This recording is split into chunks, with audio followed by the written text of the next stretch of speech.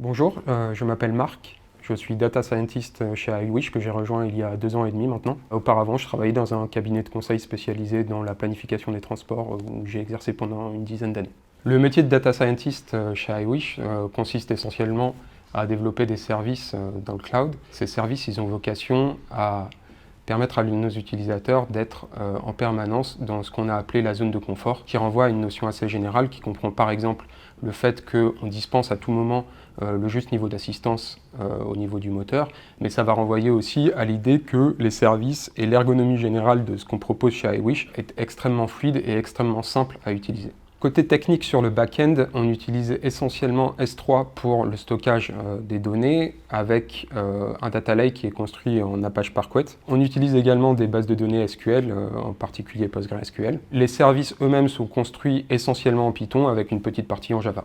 On a 2 principaux challenges techniques. Le premier qui est une exigence de fiabilité.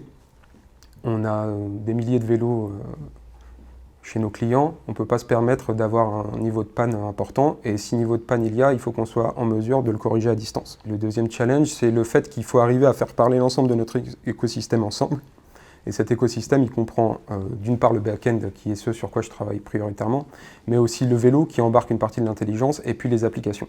Et donc quand on développe des services, on est sans cesse amené à se demander si les services en question doivent être portés par le vélo, ou s'il faut les déporter sur le cloud, ou s'il faut les mettre sur les applications. La richesse de cet écosystème-là, c'est vraiment un de nos principaux challenges techniques, mais c'est aussi, je pense, l'une des richesses d'iWish. J'ai rejoint iWish un peu par hasard. J'ai croisé un des fondateurs via un ami commun. Il y a plusieurs raisons qui font que ça m'a immédiatement accroché. La première, c'est que je suis un grand fan de vélo depuis mon enfance. La deuxième, c'est qu'à l'époque, avec ma casquette de planificateur des transports, je pensais, et du reste je pense toujours, que le vélo a un bel avenir pour tout ce qui est mobilité urbaine, parce qu'il a des avantages indéniables, en particulier sur les temps de transport, sur la faible consommation d'énergie et sur la faible consommation d'espace.